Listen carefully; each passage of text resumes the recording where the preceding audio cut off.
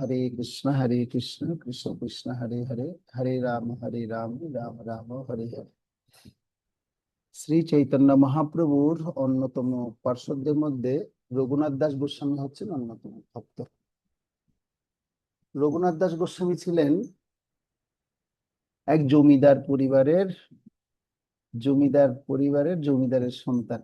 অর্থাৎ তার বাবার প্রচুর অর্থবিত্তশালী ছিল। তো সেই ঐশ্বর্যপূর্ণ অবস্থায় রঘুনাথ দাস গোস্বামী তিনি জন্মগ্রহণ করেছেন, ঐশ্বর্য নিয়ে জন্মগ্রহণ করেছেন।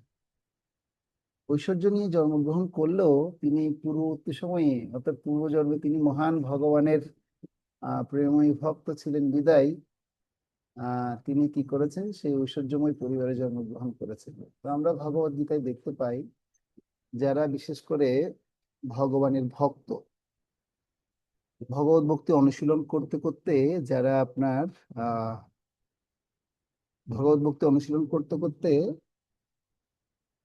যারা দেহত্যাগ করেন, তারা যদি ভগবানের কাছে যদি ফিরে যেতে না পারেন, তাহলে ভগবান তিনি ভগবদ গীতার বিশেষ করে ষষ্ঠ অধ্যায়ের শেষের শ্লোকে কোট করে বলছেন। ষষ্ঠ অধ্যায়ের শেষে এক দুটো শ্লোক আগে, শেষ শ্লোকের আগে ভগবান কোট করে বলছেন, হয়তো কোনো শ্রুতি নাম গৃহে বা কোনো ধনী গৃহে তারা জন্মগ্রহণ করেন।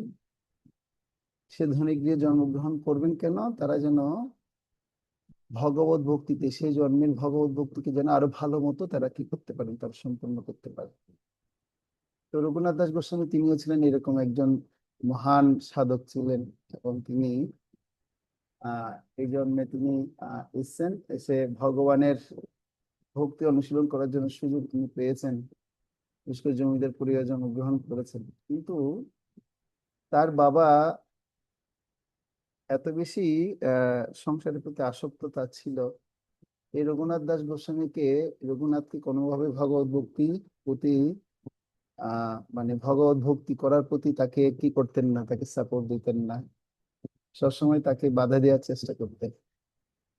কেন? তার বাবার মনে খুব ভয় থাকতো, যদি আমার ছেলে রঘুনাথ যদি ভগবানের ভক্ত হয়ে যদি সে সমস্ত কিছু ছেড়ে চলে যায়, তাহলে আমার এত ঐশ্বর্যগুলো কে ভোগ করবে। তো গোবর্ধন দাস হচ্ছেন তার পিতা। আর এই গোবর্ধন দাস বিশেষ করে তার দৈনিক আয় ছিল, হ্যাঁ, 10,000-এরও অধিক স্বর্ণ মুদ্রা তার দৈনিক আয় ছিল।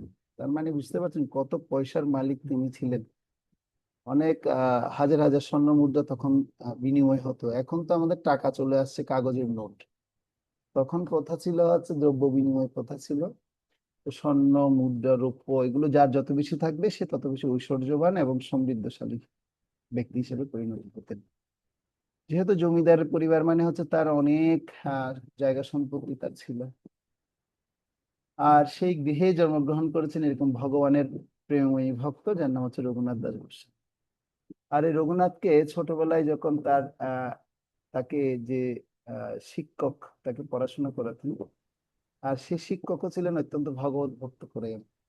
আর সেই ছোটবেলায় যখন শিক্ষক এসে যখন রঘুনাথকে পড়াতো, রঘুনাথকে যখন লীলা কথা বর্ণনা বর্ণনা করে ভগবানের কথা, লীলা কথা যখন শোনানো হতো, আর রঘুনাথ সে ছোট অবস্থায় যখন শুনতেন, খুব মনোযোগ দিয়ে শুনতে শুনতে হা করে তাকিয়ে থাকতেন। আর আর ভগবানের লীলা কথায় এত গভীরভাবে মগ্ন হয়ে যেতেন, আর মগ্ন হতে হতে তিনি তার চোখ দিয়ে অজস্র জল নির্গত হতো। তো যার কারণে তখন থেকেই তার শিক্ষক বুঝতে পারলেন যে আসলে এই মহান ভগবত ভক্ত, এর পূর্বে অনেক বড় ভক্ত ছিল বিধায় তিনি এই জন্মে ভগবানের কথা বলছি, সে চোখ দিয়ে কোন মানে কি হচ্ছে, অশ্রু জল নির্গত হচ্ছে। তখন সে ছোট্ট রঘুনাথ শিক্ষক মহাশয়ের কাছে জিজ্ঞেস করছেন, গুরুদেব গুরুদেব, আপনি কি আমাকে কৃষ্ণ প্রেম দিতে পারেন? সরাসরি কথা জিজ্ঞেস করছে। তখন বলছে, আসলে বাবা আমি তো অত শুদ্ধ নই, তবে আমি ভগবানের লেখাটা তোমাকে পরিবেশন করছি। তবে তোমাকে এই কৃষ্ণ প্রেম দিতে পারেন হচ্ছে শ্রীমান মহাপ্রভু। তো মহাপ্রভুর কথা তখন শুনলেন। সেই মহাপ্রভুকে এখন সে পাওয়ার জন্য অত্যন্ত লালায়িত হয়ে উঠলেন। পরবর্তী সময়ে মহাপ্রভু যখন সংস্পর্শ প্রাপ্ত হয়, তখন মহাপ্রভু সে রঘুনাথকে এই কৃষ্ণ প্রেমের কিভাবে লাভ করতে হবে, সেই কৃষ্ণ প্রেম সিন্ধু তাকে প্রদান করেছিলেন। আর রঘুনাথ সেই মহাপ্রভুর দর্শন লাভ করে সমস্ত রকমের বিষয় থেকে তিনি কি হয়ে গেছেন, এত ঐশ্বর্যের মধ্যে থেকেও সমস্ত ঐশ্বর্য তিনি ত্যাগ করার জন্য মনস্থির করলেন। তখন মহাপ্রভুকে বললেন, প্রভু, আমি আপনার চরণ সেবা করতে চাই, আমি আর গৃহে থাকবো না, আমি সমস্ত ঐশ্বর্য ত্যাগ করে আমি এখন তোমার চরণে সেবা করবো। তো মহাপ্রভু বলছেন, না না, তুমি গৃহে থাকো, গৃহে থেকে তুমি কি করো, লোক ব্যবহার করো আর অন্তরে নিষ্ঠা করো, অন্তরে নিষ্ঠা করো, বাহ্যিক লোক ব্যবহার। তুমি অন্তরের মধ্যে এই ভগবত ভক্তিটা যে তুমি প্রাপ্ত হয়েছো, তুমি অন্তরের মধ্যে সবসময় কি করো, কৃষ্ণকে মনন করো, কৃষ্ণকে চিন্তন করো, কৃষ্ণ কথা শ্রবণ করো, কৃষ্ণের প্রতি তুমি পুরোপুরি সমর্পিত হও। কিন্তু বাহ্যিক ভাবে তোমাকে লোক দেখানো কার্য করতে হবে। তো এখন যেহেতু আহ, ভগবানের আদেশ, মহাপ্রভুর আদেশ, সে আদেশ পেয়ে তখন রঘুনাথ দাস গোস্বামী গৃহে ফিরে চলে আসেন। এর মধ্যে আরো অনেক ঘটনা ঘটেছে, আমি যা শুধু আপনাদেরকে সংক্ষিপ্ত সহকারে বলতে বলতে পানিহাটি উৎসবের মধ্যে পর্যন্ত নিয়ে যাব, ওখান থেকে এই লীলাটা বলে শেষ করবো। কারণ রঘুনাথ দাস গোস্বামীর লীলা প্রচন্ড মানে অজস্র লীলা তার রয়েছে। বিশেষ করে সনদ সনদ গোস্বামীর মধ্যে জয়রূপ শ্রী সনাতন ভট্ট রঘুনাথ, শ্রীজীব গোপাল ভট্ট দাস রঘুনাথ, এই ছয় গোসাইর করি চরণবন্দন, যাহা হইতে বিঘ্ননাশ অভীষ্ট পূরণ। কেউ যদি জড়জগতে প্রচন্ড মায়ার দ্বারা আগ্রহ মানে আকৃষ্ট হয়ে যায়, সে শুধু হৃদয়ের মধ্যে শুধু এই এই এই স্বর গোস্বামীদের কথা যদি শুধু কেউ উচ্চারণ করে, জয়রূপ শ্রী সনাতন ভট্ট রঘুনাথ, শ্রীজীব গোপাল ভট্ট দাস রঘুনাথ, মানে এই এই এই ছয় গোসাইর করি চরণবন্দন, যাহা হইতে বিঘ্ননাশ অভীষ্ট পূরণ। সমস্ত বিঘ্ন কি হতে পারে, সমস্ত বিঘ্ন নাশ হয়ে যাবে যদি এই ছয়জন গোস্বামীর শুধু নাম উচ্চারণ করে। সমস্ত কাম থেকে, ক্রোধ থেকে, লোভ থেকে সম্পূর্ণ মুক্ত হয়ে যায়, তাদের এত শক্তি। কৃষ্ণা কীর্তন গান ও নর্তন পর, মানে এই স্বরূপ গোস্বামীর কথা বর্ণনা করতে গিয়ে আচার্যরা কি করছেন বর্ণনা করে বলছেন, তো তাদের এত বৈরাগ্য, এই বৈরাগ্য দেখে মহাপ্রভু অত্যন্ত সন্তুষ্ট হয়েছিলেন। তো রঘুনাথ দাস গোস্বামী হচ্ছে তার এক বৈরাগ্যের চরম প্রকাশ, প্রকাশ সীমা হচ্ছে কি রঘুনাথ দাস গোস্বামী। আর মহাপ্রভু তাকে আদেশ দিলেন যে তুমি বাড়িতে গিয়ে এইভাবে আচরণ করতে। যেহেতু প্রভুর আদেশ হয়েছে, এবার তিনি গৃহে ফিরে এসে এবার তিনি সেভাবে আচরণ করতে শুরু করলেন। তিনি বাহ্যিক লোক ব্যবহার করছেন, আবার অভ্যন্তরীণ ভাবে তিনি কৃষ্ণ প্রেমে পুরোপুরি প্রলুব্ধ হয়ে যেতেন।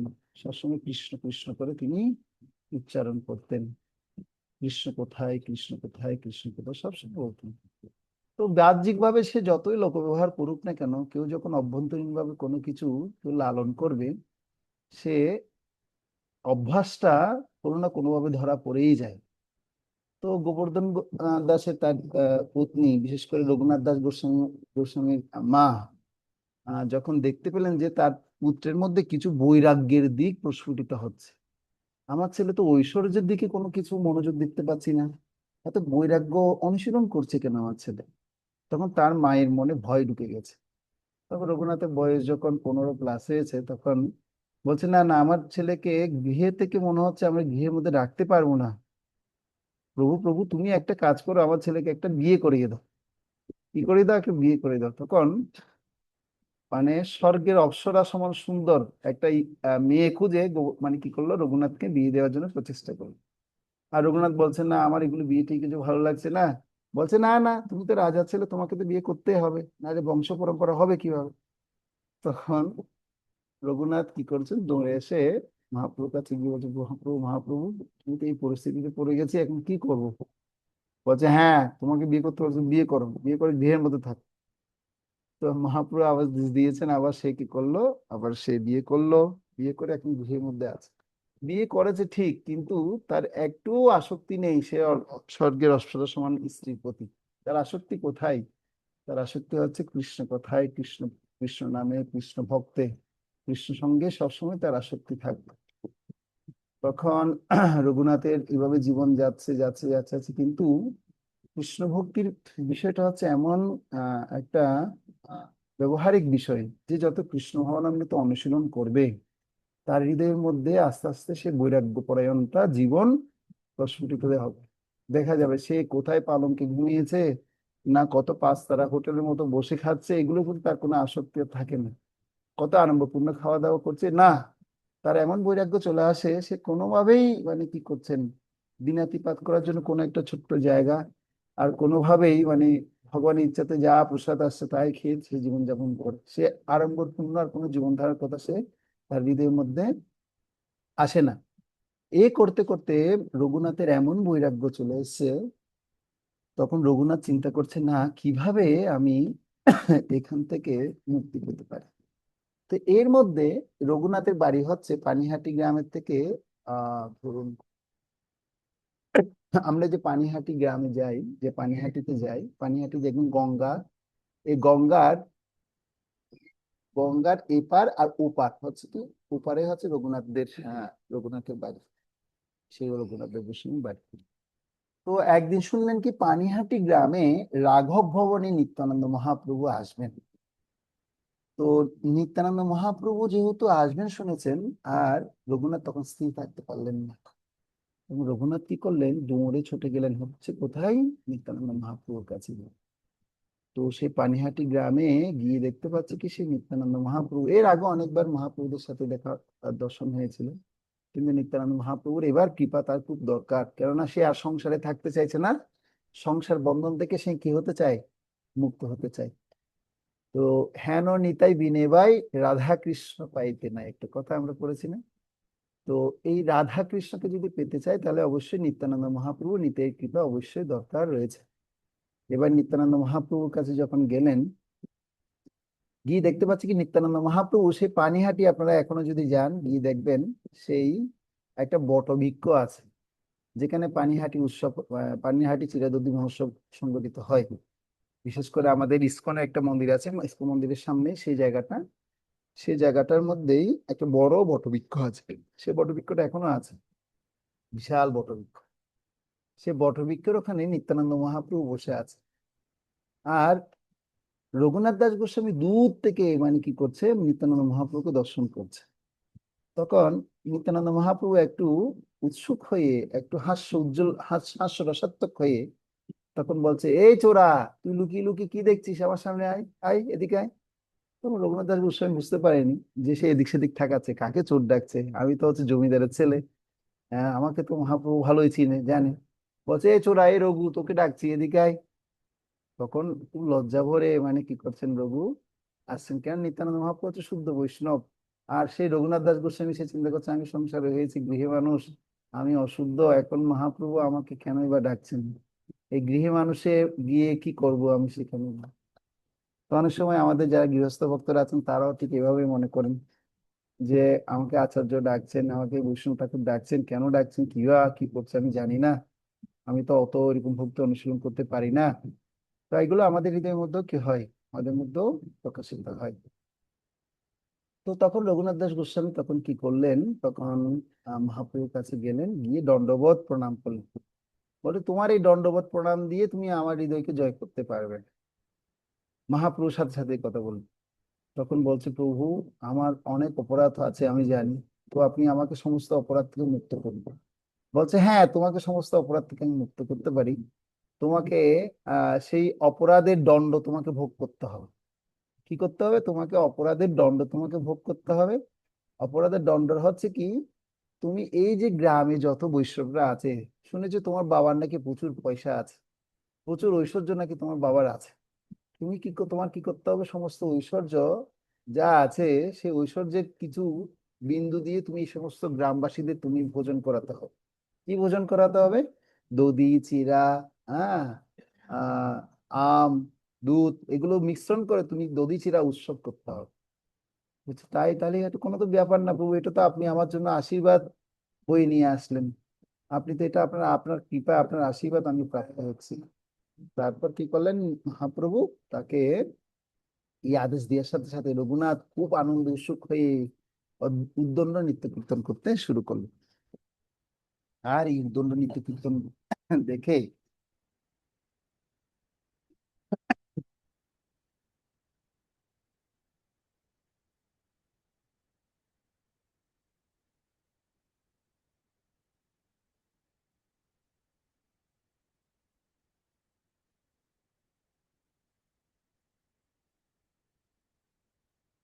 তখন রঘুনাথের এই আনন্দ চেহারা দেখে তখন মহাপ্রভু, নিত্যানন্দ মহাপ্রভু অত্যন্ত খুশি হলো।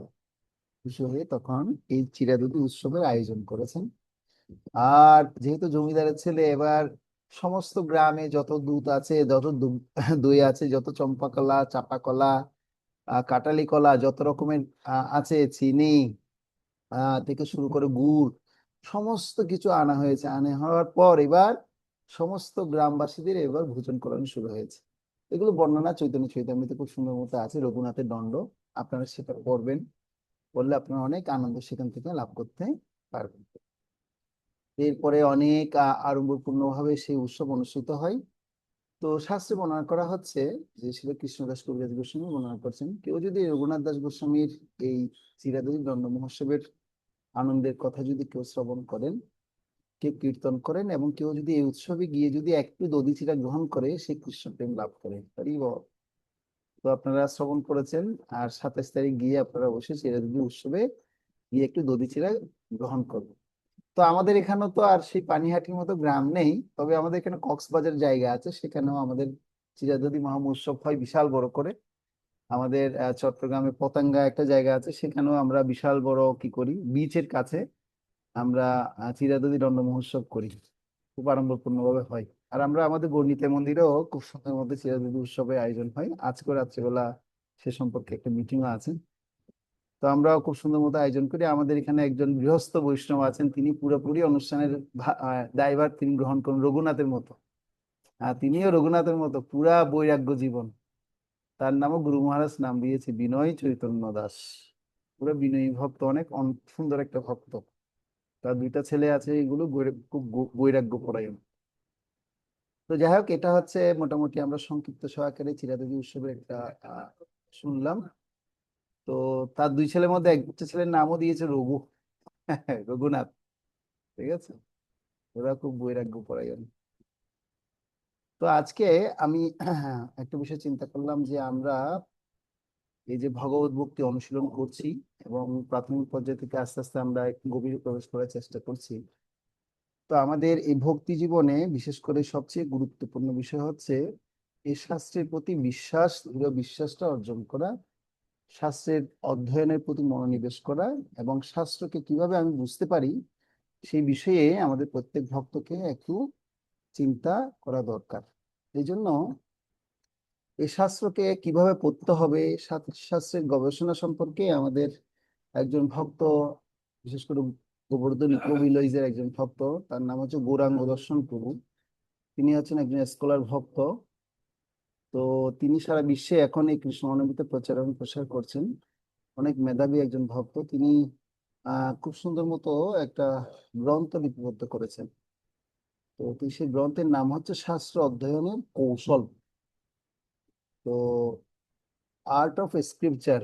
তো সেই গ্রন্থ যদি আপনারা সংগ্রহ করতে পারেন ভালো, আর যদি সংগ্রহ করতে না পারেন, ইংলিশ ভার্সনে আছে, ইংলিশ ভার্সনে আপনারা মায়াপুরে গেলে হয়তো পেতে পারেন। আর যারা বাংলাদেশে আছেন, আমাদের এখানে স্টলে পেয়ে যাবেন। শাস্ত্র অধ্যয়নের কৌশল, শাস্ত্র অধ্যয়ন এবং শিক্ষাদানের কৌশল একটা গ্রন্থ আছে গৌরাঙ্গ দর্শন। এই গ্রন্থটা আপনারা সংগ্রহ করতে পারেন। তো আজকে আমরা বিশেষ করে এই শাস্ত্রের প্রয়োজনীয়তা কি, এবং শাস্ত্র অধ্যয়নের মনোভাব, কেন আমরা শাস্ত্র অধ্যয়ন করব, আর কি ধরনের মনোভাব আমাদের দরকার, এবং শাস্ত্র অধ্যয়ন কৌশলটা কি, সেই সম্পর্কে আজকে আলোচনা করব। জানি না কতটুকু আমি আপনাদেরকে সে আলোচনা শোনাতে পারবো। প্রথমে আমরা আলোচনা করছি যে প্রকৃতপক্ষে শাস্ত্র কি, শাস্ত্র কেন আমরা পড়বো। তো আপনাদেরকে যদি জিজ্ঞাসা করি শাস্ত্র কি, আপনারা অনেকেই বলবেন শাস্ত্রম তু সাক্ষাৎ ভগবত প্রণীতম। শাস্ত্র কি? শাস্ত্র হচ্ছে ভগবানের দিয়া আহ শিক্ষা, বা ভগবানের দিয়া আহ জ্ঞান, যেটা আমরা ব্যাসদেবের কৃপার ফলে প্রাপ্ত হয়েছে। কিন্তু এর যদি আরেকটু গুরুত্ব যদি আমরা আলোক করি, মানে এই শাস্ত্র আসলে প্রকৃতপক্ষে কি। আমি শাস্ত্র নিপুণ ভক্ত দাস আপনাদেরকে ক্লাস দিচ্ছি, মানে আমি শাস্ত্র মানে শাস্ত্র তাই না। শাস্ত্র মূলত কি সে বিষয়টা আগে আমাদের একটু কি করতে হবে, একটু ভালো মতো বুঝতে হবে। শাস্ত্র কি? শাস্ত্র হচ্ছে গভীর বিস্তৃত জ্ঞানের একটা আকার, এবং এই ভৌতিক বা জড়জাগতিক এবং আদিভৌতিক বাস্তবতার প্রতি মানুষের দৃষ্টিভঙ্গিকে প্রসার করে। তো শাস্ত্রের দর্শনগত অন্তর্দৃষ্টি ব্যবহারিক জীবনে প্রয়োগযোগ্য পথ নির্দেশক এবং নির্দেশনার দ্বারা পরিচালিত হয়ে একজন ব্যক্তি কি কি লাভ করতে পারে? শান্তি, সমৃদ্ধি এবং প্রগতি পরিপূর্ণ জীবনযাপন করতে পারে। তাহলে এখন ব্যাপার হচ্ছে যে এই শাস্ত্র অধ্যয়ন এবং শাস্ত্র কি এ সম্পর্কে বলতে গিয়ে আহ এই শাস্ত্র কথাটা যখন আমরা শুনতে পাই, তখন শব্দটি শোনা মাত্রই আমাদের মনের মধ্যে অনেক ধরনের ভাবনা চিন্তা উঠে।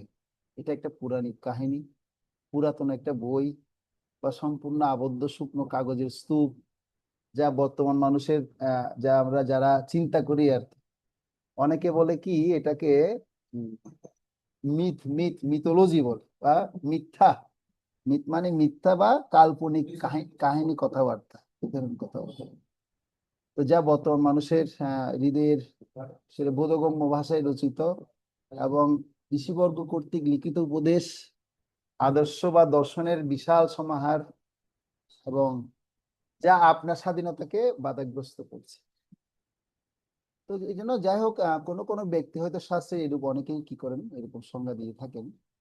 কিন্তু বাস্তবতা হলো যে শাস্ত্র হচ্ছে মানুষের বুদ্ধিমত্তা বা সাধারণ জ্ঞানের দ্বারা রচিত রচিত বস্তু নয়। তো সেগুলো কিরকম? শাস্ত্রম তু সাক্ষাৎ ভগবত প্রণীতম। শাস্ত্র হচ্ছে দিব্য দর্শন। শাস্ত্র হচ্ছে কি? দিব্য দর্শন। দিব্য দর্শন বা দিব্য নির্দেশনা। এটা হচ্ছে দিব্য নির্দেশনা, একটা হচ্ছে দিব্য। দিব্য মানে হচ্ছে কি? ইংরেজিতে একে বলে ট্রান্সেন্ডেন্টাল।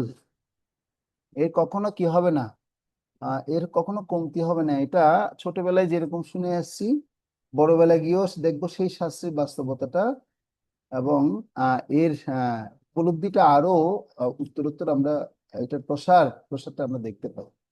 সেজন্য বাস্তব দিক দিকে যদি দেখতে চাই, শাস্ত্রসমূহ হচ্ছে মানুষের বুদ্ধিমত্তা এবং জ্ঞানের দ্বারা পরিচালিত বস্তু নয়। এটা হচ্ছে ভগবানের দিব্য নির্দেশন।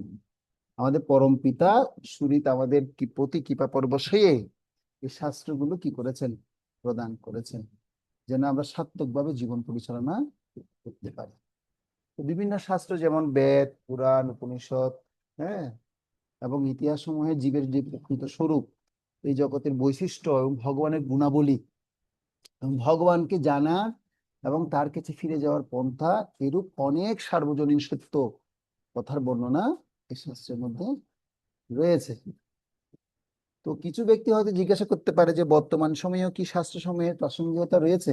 যদি আপনাদেরকে জিজ্ঞাসা করি আসলে বর্তমানে কি শাস্ত্রের প্রয়োজনীয়তা আছে কি নেই, তো আপনাদের দিক থেকে কি আনসার আসবে? বলুন, কে বলবেন? বলুন, বর্তমান সময়ে কি শাস্ত্রের প্রয়োজনীয়তা আছে? কি মনে হয় আপনাদের? কেন আমরা শাস্ত্র পড়বো? বর্তমান সময়ে কি শাস্ত্রের দরকার আছে কি? না, অরণ্য কেউ বলুন। হরে কৃষ্ণ, প্রণাম। না তো, বর্তমান সময়ে অবশ্যই স্বাস্থ্যের প্রয়োজন আছে। কারণ আমাদের যত বিধি বিচার, আমরা কিভাবে জীবন যাপন করবো, কতভাবে আমরা কি করবো, সবকিছু প্রভু শাস্ত্রে উল্লেখিত আছে। আচ্ছা, কেন কিভাবে জীবনযাপন করবো সেগুলো তো এখন সাধারণ মানুষরা তো নিজেরা তৈরি করছে। তো ওইভাবে চলা আর আমাদের সংস্কৃত মানে শাস্ত্র অনুযায়ী চলা তো ভিন্ন আছে প্রভু। ভিন্ন আছে বলছেন? আচ্ছা, আর কেউ কিছু বলতে চান?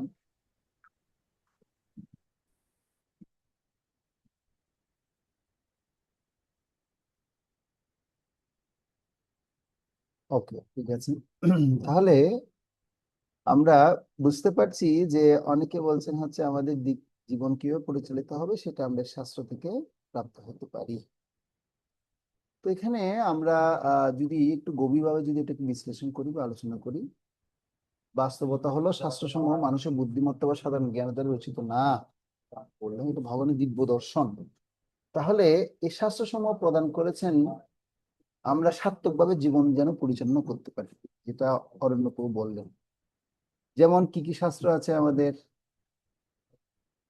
বিভিন্ন শাস্ত্র যেমন আমরা দেখতে পাই বেদ, পুরাণ, উপনিষদ এবং ইতিহাস সমূহ জীবের প্রকৃত স্বরূপ, এই জগতের বৈশিষ্ট্য, ভগবানের গুণাবলী, ভগবানকে জানা এবং তার কাছে ফিরে যাওয়ার পন্থা, এরূপ আরো অনেক সার্বজনীন সত্যের কথা বর্ণনা করা আছে। তো কিছু ব্যক্তি হয়তো জিজ্ঞাসা করতে পারে যে বর্তমান সময়ে কি শাস্ত্রের প্রাসঙ্গিকতা আছে? শাস্ত্রে উল্লেখিত সকল কিছু কি সত্য, না শাস্ত্রের ঘটনাগুলো কি সত্যি নাকি কাল্পনিক? এরকম আরো অনেক কিছু, অনেক মানে অনেকেই মানুষরা এই শাস্ত্র সম্মুখে পৌরাণিক কাহিনী, যেটা মিথোলজি বলে বর্ণনা করছেন অনেকে, হ্যাঁ কাল্পনিক কাহিনী বর্ণনা করছেন। তো এই যে অনেকেই এভাবে কাহিনী আখ্যায়িত করে সেগুলিকে পরিত্যাগ করছেন। অন্যদিকে কিছু লোক লোকশাস্ত্র লোকশাস্ত্র পড়তেও বিশ্লেষণ করতে আনন্দ পায়, কিন্তু সেগুলো তার কাল্পনিক হিসেবে ব্যাখ্যা করে। কিন্তু প্রকৃতপক্ষে শাস্ত্রসমূহ কাল্পনিক কাহিনীর সম্পূর্ণ বিপরীত। এটা কোনো কাল্পনিক কাহিনী না, এটা সম্পূর্ণ বিপরীত। তো শাস্ত্রসমূহ গভীর সত্য হতে শুরু করে। সৃষ্টির আদি হতে অবিকৃত সার্বজনীন ইতিহাস এবং ভগবানের বিভিন্ন অবতারের অনন্ত লীলা সমূহের বিশদ উপস্থাপন করে। তো সেজন্য প্রাথমিক অবস্থায় সংস্কৃতি এবং বিশ্বাস একজনকে শাস্ত্রের দিকেই নিয়ে যায়। এই যে আমরা এখন শাস্ত্র পড়ার জন্য, শাস্ত্র শোনার জন্য, ভগবানের কথা শোনার জন্য যে আসছি এখানে, যে এখানে উপস্থিত হয়েছি, এটা আসলে আমাদের একটা সংস্কৃতি, আমরা ছোটবেলা থেকে সেটা পেয়ে আসছি। কই সবাই তো এরকম শুনতে আসছে না। হ্যাঁ, অনেককে তো আমরা ইনভাইট করি, কিন্তু সবাই তো ক্লাসে অংশগ্রহণ করে না। তো কারা করবে? যাদের এই শাস্ত্রের প্রতি বিশ্বাস এবং তারা ছোটবেলা থেকে যারা এই সংস্কৃতি প্রাপ্ত হয়ে এসেছেন, তারাই শুধুমাত্র সেটা লাভ করতে পারে। এবং পরবর্তীতে শাস্ত্রের যুক্তি এবং ব্যবহারিক প্রাসঙ্গিকতা এবং শাস্ত্র সম্মুখে তার জীবনের চালিকা শক্তিতে পরিণত করে। যেরকম আমরা এখন দেখতে পাচ্ছি, আগে আমরা সেভাবে করতে পারতাম না। আমরা জানতাম যে আমিষ আহার করা অত্যন্ত ভয়ঙ্কর। এটা আগে আমরা জানতে পারিনি, কিন্তু এখন যখন শাস্ত্র পড়ে বুঝতে পারছি যে আমিষ আহার করে কারা, যারা অত্যন্ত তমগুণাচ্ছন্ন রজগুণে রয়েছেন, তারাই আমিষ আহার করেন। কিন্তু সাত্ত্বিক বা সত্যগুণে যদি উঠতে হয়, তাহলে আমাদের অবশ্যই আমিষ আহার পরিত্যাগ করতে হবে, পশু হত্যা মানে বর্জন করতে হবে। তো এটা শাস্ত্র থেকে আমরা সেই ভাষাটা, পরিভাষাটা পেয়েছি। এবং অনুশীলন করে যখন আমরা চর্চা করছি, তখন আমাদের মধ্যে সেই প্রেমটা আস্তে আস্তে জাগরিত হচ্ছে, সমস্ত জীবের প্রতি দয়া ভাবটা আমাদের আস্তে আস্তে প্রকাশিত হচ্ছে। এই জন্য শাস্ত্রসমূহ গভীর সত্য হতে শুরু করে সৃষ্টির আদি হতে অবিকৃত সার্বজনীন ইতিহাস এবং ভগবানের বিভিন্ন অবতারের অনন্ত লীলাসমূহ বিশদভাবে সেটা উপস্থাপন করছে। তো এই প্রাথমিক অবস্থায় সংস্কৃতি এবং বিশ্বাস একজনকে শাস্ত্রের দিকেই নিয়ে যায়, এবং পরবর্তীতে শাস্ত্রের যুক্তি এবং ব্যবহারিক প্রাসঙ্গিকতা শাস্ত্র সম্মুখে তার জীবনের শালীকে শক্তিতে পরিণত করে, যেটা আমরা প্রতি মুহূর্তে এখন আমরা প্রাপ্ত হচ্ছে বুঝতে পারছি। তো এই গুরুত্ব আমাদেরকে অনুধাবন করতে হলে আমাকে অবশ্যই কি করতে হবে? এই শাস্ত্রের বিষয় সম্পর্কে এর নিডটা কি বুঝতে হবে, শাস্ত্রের প্রয়োজন কেন। এই শাস্ত্রসমূহ মানব জাতির জন্য, মানব জাতিকে উদ্দেশ্য করে ভগবান শ্রীকৃষ্ণ তিনি কি করেছেন? তিনি আমাদের মধ্যে দিয়েছেন। ভগবদ গীতা ভগবান সে কথা বলছেন। এবং বিশেষ করে আমরা এই বদ্ধ জীবরা এই যে কিভাবে দুর্দশা থেকে মুক্ত হতে পারবো, সেই মুক্ত হওয়ার জন্য ভগবান তিনি শাস্ত্রম তো সাক্ষাৎ ভগবত প্রণীতম। ভগবত ভাগবতমের প্রথম শ্লোকে বর্ণনা করা হচ্ছে, ওম নমো ভগবতে বাসুদেবায়, জন্ম আদি অশ্ব যত অন্যাত ইতরেতেশ অর্থেষু অভিজ্ঞ স্বরাট তেনে ব্রহ্মা হৃদয়াদি কবয়ে মুজ্জন্তি যৎসূরয়। তো মানে এখানে বলছে এই ভাগবতমের জ্ঞান, অর্থাৎ এই বৈদিক জ্ঞান প্রথমে আমি কি করেছি?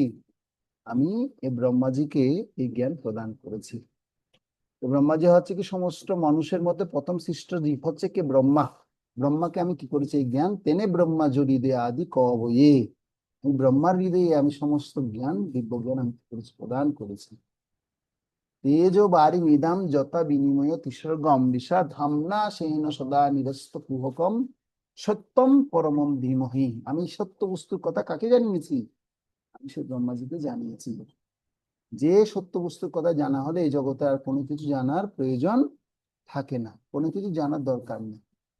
তো আমি আজকেও কোন একটা জাগতিক ব্যক্তির কাছ থেকে কি জানি শুনছিলাম, উনি বলছেন আমরা আমাদের জীবনে অনেক পড়াশোনা আমরা করে এসেছি, করে আসার পরেও কিন্তু আমরা এখন সেটা কোনো অ্যাপ্লিকেশন দেখতে পাচ্ছি না। ওই অ্যাপ্লিকেশন, জাগতিক অ্যাপ্লিকেশন, পড়াশোনার কোনো অ্যাপ্লিকেশন তারা মনোপ্রীত ভাবে করতে পারছে না। তো আমি তখন চিন্তা করলাম যে আসলে আমরা জাগতিক যা বিদ্যা অর্জন করছি, সেই বিদ্যাগুলো আমাদের লিমিটেশন একটা সময়ের জন্য, লিমিট একটা সময়ের জন্য সেটা আমাদের কাজ দেয়। কিন্তু আমাকে উপলব্ধি করার জন্য, আমাকে আমার হৃদয়ের মধ্যে যে আমি দেহ নয়, আমি আত্মা, সেটা বোঝার জন্য কিন্তু সেই জাগতিক জ্ঞান আমাকে কি করে না, কাজ করে না। এই জন্য শাস্ত্রসমূহ মানব জাতির উদ্দেশ্যে ভগবান স্নেহাশিস এবং পবিত্র বিশেষ, যার মধ্যে তিনি অর্থপূর্ণ জীবনযাপনের জন্য দিব্য জ্ঞান প্রদান করেছেন। শাস্ত্র তাদের কেন প্রদান করেছেন? আমাদের এই জীবনযাত্রা কিভাবে হবে তার একটা দিক নির্দেশনা দিয়েছে। যেমন বলা হয়, বলা যায় যেমন মানুষদের জীবনযাপন কিভাবে করতে হবে তার জন্য মনুসংহিতা দেওয়া হয়েছে, যেটা মনু স্বয়ং কি করেছেন, নিজে লিপিবদ্ধ করে আমাদেরকে দিয়েছেন। হ্যাঁ। তো এখন আমরা মনুসংহিতা বা পড়তে যাই, পড়ার তো কোনো আমাদের কি নেই, ওরকম সুযোগ নেই। এই জন্য গীতাকে ভগবান কি করেছেন, যে বলছেন না, ভগবান এবং পরম্পরা প্রাপ্তম ইমম রাজস্বয় বিদু সকালীন মুহূর্তা যুগ নষ্ট পর্যন্ত। এ ভাগবত গীতার জ্ঞান যখন নষ্ট হয়ে যাচ্ছে, ভগবান সেটাকে আবার পুনরায় অর্জুনের মাধ্যম দিয়ে আমাদের কাছে নিয়ে এসছে। আর এই কলিযুগের মানুষ দুর্দশাগ্রস্ত, মানুষের হৃদয়ের মধ্যে কোনো কি নেই এরকম, মানুষের স্মৃতিশক্তি নেই। হ্যাঁ, মানুষ সবসময় রোগাদি দ্বারা উপদ্রুত। এই জন্য ব্যাসদেব কৃপা করে তিনি কি করেছেন, আমাদের জন্য এই শাস্ত্রগুলো তিনি নিয়ে এসেছেন। তো একটি বিষয় আমরা যদি চিন্তা করি, যে ভগবত গীতা শ্রীকৃষ্ণ কর্মযোগের পন্থা অনুসারে অনুসরণ করতে উৎসাহ দিয়েছেন। তিনি কখনো আমাদের কর্তব্য কর্ম ত্যাগ করতে বলেননি, কিন্তু আমাদের মতো মানুষেরা সাধারণত কর্মজীবনে বিভিন্ন ধরনের সমস্যায় আমরা জর্জরিত হয়ে থাকি। তাহলে এখন প্রশ্ন হলো, সবাই কি ভগবান শ্রীকৃষ্ণকে স্মরণ করতে সক্ষম হবে? এটা একটা পয়েন্ট, যে আমরা কি সবাই কি ভগবান শ্রীকৃষ্ণকে স্মরণ করতে পারবো? কিন্তু একজন সাধু সহজেই ভগবান শ্রীকৃষ্ণকে কি করতে পারেন, স্মরণ করতে পারেন। হ্যাঁ। কিন্তু অনেক শত্রু পরিবেষ্টিত একজন রাজা, যাকে সর্বক্ষণ রাজ্যের পরিচালনা এবং শত্রু মোকাবেলা করার জন্য ইত্যাদি জাগতিক কর্তব্য নিয়ে ব্যস্ত থাকতে হয়, তিনি কিভাবে শ্রীকৃষ্ণকে স্মরণ করতে পারেন? হ্যাঁ। তো একবার এক মহারাজকে একটা প্রশ্ন করা হয়েছিল। সে মহারাজ তখন কি করছিলেন, তিনি উত্তর দিচ্ছিলেন, মানে 2009 সালে শ্রী শ্রীমদ ভক্তি রসামৃত স্বামী মহারাজকে একটা প্রশ্ন করা হয়েছিল। হ্যাঁ। তো একটা যুব সম্মেলন হচ্ছে, সেখানে প্রশ্ন করছিলেন একজন মহারাজকে। বলছে, সপ্তাহে দুই আগে, 2 সপ্তাহ আগে চাকরিতে ইস্তফা দিয়ে একজন ভক্ত, হ্যাঁ, তো রাধা গোবিন্দ মন্দির, অর্থাৎ সে মুম্বাই রাধা গোবিন্দ মন্দিরে ব্রহ্মচারী হিসেবে প্রশিক্ষণে যোগদান করছেন। তো এখন মন্দির জীবনে পবিত্র এবং ছন্দময় পরিবেশের অভিজ্ঞতায় তখন তার আনন্দে একদম ভরপুর, এবং এই যুবগোষ্ঠীর উদ্দেশ্যে প্রদত্ত মহারাজের প্রবচন শোনার সেই সুযোগ সে খুব আনন্দ সহকারে সেটা গ্রহণ করেছিল। হ্যাঁ। তো প্রশিক্ষণ কোর্সের কিছুদিনের মধ্যে ভগবত গীতার উপর পদ্ধতিগত ক্লাসগুলো যখন শুরু হবে, তখন সে ভগবত গীতা অধ্যয়ন শুরু করলে তখন তাকে সেই অধ্যায়গুলোকে সে বুঝতে অনেক বেশি তার ঝামেলা হচ্ছিল। এই মত অবস্থায় তখন তিনি তার সহপাঠীরা বা কেউ বা কোনো প্রকার অজুহাত, এমন একজন মহান শিক্ষককে কাছে তিনি নিয়ে গেলেন। নিয়ে যাওয়ার পর স্যার গীতার ক্লাসের অর্থাৎ আহ এই গীতার ক্লাস শ্রবণের রোমাঞ্চকর একটা সুযোগ সুবিধা তাকে করে দিয়েছে। তার ভিতরে যা প্রশ্ন ছিল সে প্রশ্নগুলো তাকে করছেন, আর তিনি বিচক্ষণতার সহিত অত্যন্ত বুদ্ধি বলের দ্বারা তাকে সেই প্রশ্ন উত্তরগুলো দিচ্ছেন। তো এখন সেই যুব সমাজে উত্থাপিত যুবক ছেলেটির প্রশ্নটি ছিল কি, সে কৌতূহল উদ্দীপক। সে কি করেছে, সে বস্তুত দায়িত্ব কর্তব্যের মধ্যে গীতার শিক্ষার অনুসরণের বাস্তবতা কতটুকু সে বিষয়ে উত্থাপিত প্রশ্নটি, হ্যাঁ, আমাদের মনেও কিন্তু ধরেছিল। সর্বোপরি আমি ভাবছিলাম উচ্চ বেতনের চাকরি ত্যাগ করে আসার বুদ্ধিটা একেবারে খারাপ না, ফলে আমি আমার আধ্যাত্মিক জীবনের উপর একান্ত ভাবে মনোযোগী হতে পারবো। আর এই জন্যই আমি এই আশ্রম জীবন গ্রহণ করেছিলাম। তা ছিল আমার এক মহিমান্বিত সূত্রপাত। গভীর আগ্রহের সাথে তখন মহারাজ যে কাছে যখন প্রশ্ন করেছেন, তখন প্রশ্নের উত্তরের অপেক্ষা করছিলেন। সেই সময় মহারাজ ছেলেটিকে পাল্টা প্রশ্ন তাকে ছুড়ে দিলেন, আচ্ছা বলো তো, ভগবত গীতা কাকে উদ্দেশ্য করে বলা হয়েছিল? তখন যুবক ছেলেটি সে প্রশ্নটা যখন করেছে, যুবক ছেলেটি তখন উত্তর দিচ্ছে, অর্জুনকে। মহারাজ ফের মন্তব্য করে এবার বলছেন, তিনি হিমালয়ে বাস করা কোনো সন্ন্যাসীকে কি দিয়েছিলেন? তো মন্দির কক্ষে উপস্থিত সমস্ত প্রায় হাজার হাজার ভক্তের হাসি এবং করতালি সভাটিতে জমে উঠছিল। তখন মহারাজের কথা ছেলেটি মুগ্ধতার হাসি দিয়ে দিয়ে কিছু বলতে চেয়েছিলেন, কিন্তু করতালের শব্দের মধ্যে তার কথাগুলো মিলে গেল। মহারাজ বলতে থাকলেন, তিনি ছিলেন রাজপুত্র ঠিক। ছেলেটি মাথা ঝাঁকালো। মহারাজ আরো ব্যাখ্যা করে বললেন, প্রথমত এই গীতা জ্ঞান এবং ভক্তিযোগ সকলের জন্য, এটা অর্জুনের জন্য না। এটা কি? এটা সকলের জন্য। দ্বিতীয়ত, তুমি একজন সাধু, একজন রাজার মধ্যে তুমি সেটা তুলনা করলে, কিন্তু অর্জুন ছিলেন দুটোই, রাজা ছিলেন এবং ঋষিও ছিলেন, সেজন্য রাজর্ষি বলা হয় তাদেরকে। এমন নয় যে সাধুর লম্বা দাড়ি ও এলোমেলো চুল থাকতে হবে আর তাকে হিমালয়ে বাস করতে হবে। অর্জুন ছিলেন রাজর্ষি, রাজা যোগ ঋষি। সাধু সুলভ মানে যিনি পরমেশ্বর ভগবানের প্রতি ভক্তিমূলক সেবার নীতিতে জীবনযাপন করেন। একজন সাধু সর্বদা ধর্ম নৈতিকতার পথে অবলম্বন করেন। অর্জুনও ছিলেন তেমনি। তাই আমাদের বুঝতে হবে যে যে কোনো কর্মযোগ কথা বলেছেন, পাশাপাশি তিনি অন্যান্য প্রক্রিয়ার কথাও কিন্তু ভগবান বলেছেন। তবে প্রধানত তিনি সর্বোচ্চ যৌগিক পন্থা ভক্তিযোগের কথা বলেছেন। পরমেশ্বর ভগবান শ্রীকৃষ্ণের শরণাগত হওয়া এবং তার শুদ্ধ ভক্তে পরিণত হওয়াই হচ্ছে ভগবদ গীতার সার। মহারাজ এমন চমৎকার ব্যাখ্যা শুনে তখন তার হৃদয়টা কি হয়ে গেছে, শান্ত হয়ে গেছে। এই জন্য ভগবদ গীতা অন্যান্য পবিত্র শাস্ত্রগুলো আমাদেরকে এই শিক্ষা দিচ্ছেন, ভগবানের প্রতি ভক্তি নিবেদনের সর্বোচ্চ পথ এবং সর্বজনীন পন্থা হিসেবে আমাদেরকে তৈরি করে দিচ্ছে। সেই জন্য শাস্ত্রের কথা আসলে মানুষ গদবাঁধা বলে থাকেন, বলেন বলেন যেমন বাস্তব জীবনে শাস্ত্র কি সত্যি উপকারী? পৃথিবীতে এত বই থাকতে প্রাচীন গ্রন্থে পড়া কি দরকার? হ্যাঁ, এমন কি এমন কি আছে যে আমরা এই মূল্যবান সময় এবং শ্রম এখানে ব্যয় করতে হবে?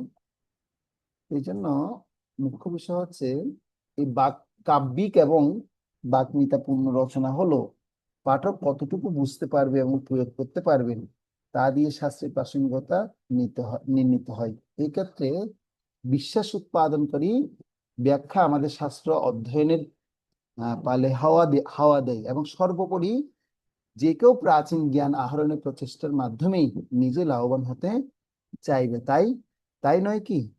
সেজন্য শাস্ত্র অধ্যয়ন আমার ব্যক্তিগত অভিজ্ঞতার এবং ক্ষুদ্র অভিজ্ঞতা থেকে আমরা বলতে পারি যে শাস্ত্র শিক্ষাগুলো ব্যক্তিগত জীবনে প্রয়োগ এবং অন্যদের কাছে পৌঁছে দেওয়ার যথাসাধ্য চেষ্টা করার মাধ্যমে আমাদেরকে অবশ্যই চেষ্টা করতে হবে আমি যে শাস্ত্র পড়ে যেটা উপকার লাভ করছি সেটা যেন অন্যদের মাঝে আমরা কি করতে পারি, বিতরণ করতে পারি। তো এই জন্য আমাদেরকে প্রথমে কি করতে হবে, অবশ্যই এই বিশ্বাস রাখতে হবে আধ্যাত্মিক জ্ঞান বিভিন্ন শ্রেণী, পেশা, লিঙ্গ এবং জাতীয়তা নির্বিশেষে সকল মানুষকে এটি অর্থপূর্ণ এবং জীবন নির্বাহ করতে সাহায্য করে। গ্রন্থটির প্রথম অধ্যায়ের যে আমরা আলোচনা বিষয় এখন করব, এই শাস্ত্রের ইতিহাস, মহিমা, প্রকারভেদ এবং উপকারিতা সেই বিষয় সম্পর্কে ব্যবহারিক প্রাসঙ্গিকতা সম্পর্কে জানি। তাহলে এবার আমরা আসি যে শাস্ত্রের ইতিহাস কোথা থেকে তৈরি হয়েছে, এই শাস্ত্র আসলে আসছে কোথা থেকে। তো শাস্ত্রের ইতিহাস সম্পর্কে বর্ণনা করা হচ্ছে যে সৃষ্টির প্রারম্ভে পরমেশ্বর ভগবান শ্রীকৃষ্ণ স্বয়ং সৃষ্টির প্রথম জীব ব্রহ্মাকে বৈদিক জ্ঞান কি করেছে, দান করেছে। সেই জন্য বেদকে বলা হচ্ছে ভগবানের শব্দ অবতার। ভগবান কি অবতার? এই বেদ হচ্ছে ভগবান কি অবতার? শব্দ অবতার। তো বেদ হচ্ছে নশ্বর এবং ত্রুটিপূর্ণ, জীবের কোন সৃষ্টি নয়, আধ্যাত্মিক জগৎ তথা সরাসরি পরমেশ্বর ভগবান শ্রীকৃষ্ণ হতেই নেমে আসা বৈদিক জ্ঞান সম্পূর্ণভাবে অভ্রান্ত। আমরা আমরা তো ভ্রান্ত হতে পারি, আমাদের তো অনেক ধরনের ত্রুটি আছে, ভগবানের কোনো ত্রুটি নেই। সেজন্য ভগবানের মুখ থেকে যা জ্ঞান বের হবে সেটা হচ্ছে ত্রুটি মুক্ত, আর আমাদের জ্ঞান যা বের হয় ত্রুটি যুক্ত। আমরা ভ্রম, প্রমাদ, বিপ্রলিপ্সা, কর্ণপাঠবের দ্বারা আবদ্ধ। সেজন্য আমরা যা বলি এখানের মধ্যে কিছু না কিছু ত্রুটি থেকেই যায়, কিন্তু ভগবান যা বলেন এখানের মধ্যে কোনো প্রকারের ত্রুটি নেই। তো সেজন্য আমাদেরকে অবশ্যই বুঝতে হবে এই ভগবানের দিয়া বৈদিক জ্ঞান হচ্ছে সম্পূর্ণ অভ্রান্ত। ভগবদ গীতা ভগবান বলছেন না, এই যে 15 নম্বর শ্লোক মনে আছে আপনাদের, বেদস্য সর্বই অহমেব বেদ্য বেদান্ত কি বেদ বিদেব চাহম। হম, আমি সমস্ত বেদের জ্ঞাতব্য এবং আমি বেদান্ত কর্তা ও বেদবিদ। মনে আছে এই শ্লোকটা? বেদব বিদেব চাহম, বেদান্ত কি বেদ বিদেব চাহম। এই জন্য আমাদের প্রত্যেককে কি করতে হবে, ভগবান যে উপদেশ দিচ্ছে সেই উপদেশের কথা আমাদের বুঝতে হবে। যে বেদের আবির্ভাব হয়েছিল কিভাবে, তো আমরা সেই শিক্ষার কথা আপনারা আগেও শুনেছেন, তারপর আমি আবার একটু একটু সহযোগিতা করছি আপনাদের। তো ভগবানের নিকট হতে বৈদিক জ্ঞান গ্রহণ করার পর ব্রহ্মা গভীর করুণার বশবর্তী হয়ে সকলের মঙ্গলের জন্য তার চার মুখ দিয়ে চারটি বেদ উচ্চারণ করলেন। তো আমরা জানি ঋক্সাম, যজু, অথর্ববেদ। তো পূর্বতে তিনটি যুগে সত্য, ত্রেতা এবং দ্বাপরে মানুষ কোনো এরকম নোট করা, আপনারা যে নোট করছেন, রেকর্ড করা, এ ধরনের কোনো কিছু ছিল না। তারা কি করতো, শোনার সাথে সাথেই মনে রাখতে পারতো, শ্রুতিধর ছিলেন তারা। হম তারা স্মৃতিতে কি করতে পারতেন, সবকিছু ধারণ করতে পারতেন। যারা শুধুমাত্র একবার শুনলেই কাজ শেষ। যেমন আমি এতক্ষণ ধরে শাস্ত্রের অনেক কথা আপনাদেরকে পড়ালাম, আমি নিজে পড়লাম, ওরা কি এখন আমাদের কি সব মনে আছে? নেই, ভুলে গেছে।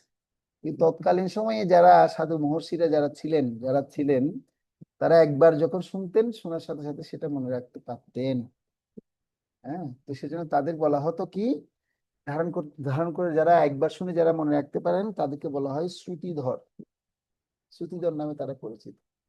তারা সেই শিক্ষাকে খুব সহজেই বুঝতে পারতেন এবং পুনরাবৃত্তি করতে পারতেন। এভাবে তারা একে একে সকলের নিকট বৈদিক জ্ঞান প্রচার করতেন। আর কলিযুগে মানুষের তো সেই শ্রুতিধর নেই। অন্যান্য যুগের তুলনায় কলিযুগের মানুষ প্রায় না অল্প আয়ুষ সভ্য কলস্মিন যুগে জনা মন্দ সুমন্দ মতে মন্দ ভাগ্য পদ্ধত। কলিযুগের মানুষের স্বল্প আয়ু, অল্প বুদ্ধি সম্পন্ন, সংযমহীন, স্বল্প মেধাযুক্ত, বিভিন্ন রোগের দ্বারা উপদ্রুত। কিন্তু কোনো না কোনো ভাবে তাদেরকে বৈদিক জ্ঞান প্রদান করা খুব প্রয়োজন। এই কলিযুগের মানুষের কথা চিন্তা করে এই জন্য ব্যাসদেব ব্যাসগুফায় বসে বসে তিনি আমাদের জন্য এই শাস্ত্র লিপিবদ্ধ করেছেন। হ্যাঁ, তো ভগবান শ্রীকৃষ্ণ এই জন্য তিনি চিন্তা করলেন কলিযুগের শুরুতে পরমেশ্বর ভগবান শ্রীকৃষ্ণ কোন যোগ্য ব্যক্তিকে বেদের লিপিবদ্ধ করার শক্তি প্রদান করবেন। এই জন্য ভগবান থেকে 6 প্রকারের অবতার প্রকাশিত হয়। আপনারা মনে আছে বলেছিলাম 6 প্রকারের অবতার গুলো কি কি? একটা অবতারের নাম শুনেছি না আমরা এরকম, যে প্রথম হচ্ছে পুরুষ অবতার, যুগ অবতার, লীলা অবতার, মন্বন্তর অবতার। এরপরে হয় সপ্তাবেশ অবতার, মানে ভগবান যাকে শক্তি প্রদান করেছেন সেই সপ্তাবেশ অবতার হচ্ছেন অন্যতম একজন ব্যাসদেব। ব্যাসদেব হচ্ছেন সপ্তাবেশ অবতার। এই ব্যাসদেব তিনি কি করেছেন, কলিযুগের শুরুতে পরমেশ্বর ভগবান শ্রীকৃষ্ণ কোন যোগ্য ব্যক্তিকে বেদের উপলব্ধি করার শিক্ষা প্রদান করেনি। এভাবে এই বিশেষ কোন শক্তির দ্বারা আবিষ্ট ব্যক্তিকেই সপ্তাবেশ অবতার বলা হয়, যাকে শাস্ত্র লিপিবদ্ধ করার শক্তিতে আবিষ্ট করা হয়েছে। মানে সে শুধু শাস্ত্র লিপিবদ্ধ করবেন, এই জন্য ভগবান তাকে সেই এম্পাওয়ারটা দিয়েছেন, তাকে সেই শক্তিটা দিয়েছেন। হ্যাঁ, আবিষ্ট করা হয়, সেই জন্য তাকে বলা হয় ব্যাস। তো এইভাবে ঋষি ব্যাসদেব ভগবানের অবতার, যিনি কলিযুগের মানুষের মঙ্গলের জন্য সমস্ত শাস্ত্র কি করেছেন, লিপিবদ্ধ করেছেন। তো যখন ব্যাস এই পদ লাভের যোগ্য ব্যক্তিকে না খুঁজে পাচ্ছেন, তখন ভগবান স্বয়ং ব্যাস রূপে তিনি কি করেছেন, তিনি নিজে ব্যাস রূপে স্বয়ং এসেছেন। তো আমরা দেখি 5,000 বছর পূর্বে বর্তমান কলিযুগ শুরু প্রারম্ভে তিনি তাই করেছিলেন, ব্যাস রূপে এসে তিনি এই শাস্ত্রকে লিপিবদ্ধ করেছেন। তো আমরা দেখতে পাই যে বিভিন্ন ধরনের মণিমাণিক্যের ভান্ডার যেমন থাকে, তাদের যেমন রং এবং আকারের ভিত্তিতে শ্রেণীবিভক্ত করা হয়, তেমনি প্রথমে ব্যাসদেব কি করেছেন, এই শাস্ত্রগুলোকে বিশাল বৈদিক জ্ঞান ভান্ডারকে বাছাই করে শ্রেণীবদ্ধ করেছে। তো মেধা অনুসারে কার কোনটা দরকার সেই অনুসারে তিনি শ্রেণীবিভাগ করেছেন। কিভাবে শ্রেণীবিভাগ করেছেন সেটা একটু শুনি তাহলে।